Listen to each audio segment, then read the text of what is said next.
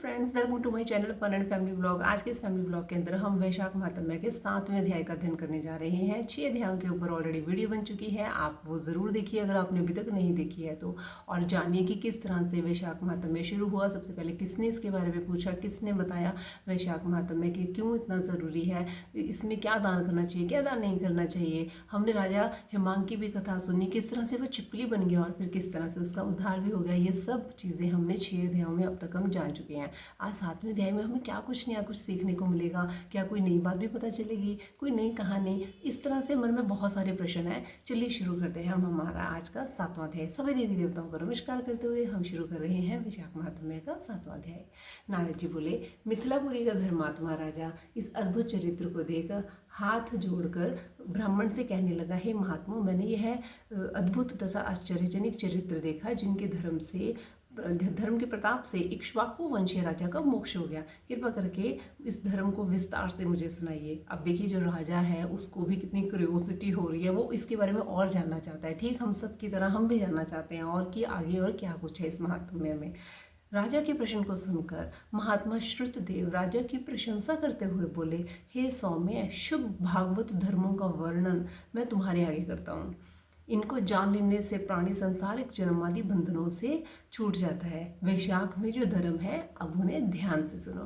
वैशाख में जो धर्म है, जल का घड़ा देना, प्याऊ लगाना, मार्ग में छाया करना, बावड़ी, कुआं, तालाब, धर्मशाला बनवाना, सूर्योदय से पहले प्रतिदिन स्नान करना, मधुसूदन भगवान का सुगंधित कोमल पुष्पों से पूजन करना, कथा सुनना, जो कि हम सभी कर रहे हैं, कथा सुनना, मार्ग में थके हुए को हवा करना, श्रम को दूर करने वाला गोरस, गुड़ का शरबत पिलाना, जूता, खड़ाऊ, छतरी का दान करना, पंखा, तिल, शहद, ईख, कपूर, कस्तूरी, चंदनादि सुगंधित वस्तु, शैया, खाट, फल, दही, नैवेद्य इत्यादि दान करना, गौओं को घास डालना, अन्नदान इत्यादि करना, शरीर पर तेलादि मर्दन ना करना, पत्ते पर भोजन करना, यह सब वैशाख मास में उत्तम है।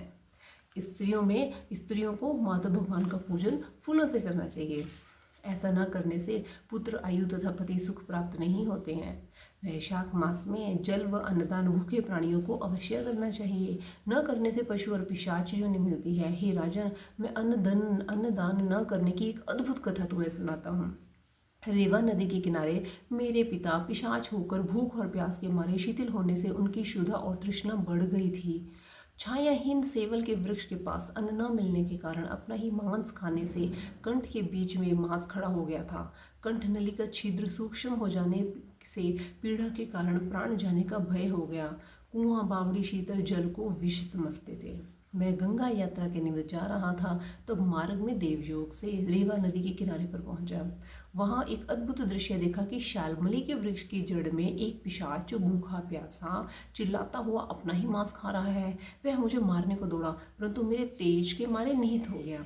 मेरे हृदय में दया उत्पन्न हुई। तब मैंने उनसे कहा, डर मत, तू कौन है, जल्दी बता, तुझे कष्ट से अभी छुड़ा दूंगा।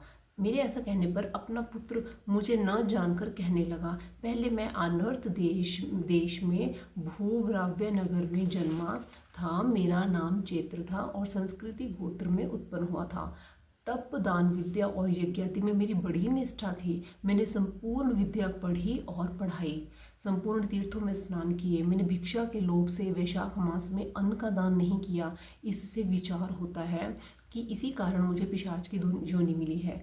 मेरे घर पर श्रुतदेव नाम का पुत्र है जो बड़ा ख्यातिवान है। उससे मेरी दशा कह देना कि तेरा पिता अन्नदान न करने से स्वर्ग नहीं गया है और नर्मदा नदी के तीर पर बड़ा दुखी हो अपना ही मांस खाकर वृक्ष की जड़ में पिशाच बना बैठा है। अतः पिता को पिशाच योनि से छुड़ाने के लिए वैशाख मास में प्रातःकाल स्नान कर विष्णु पूजा और भक्ति पूर्वक जल से मेरा तर्पण करे और फिर किसी ब्राह्मण को अन्नदान करे, जिससे मैं विष्णु पद को प्राप्त हूँ।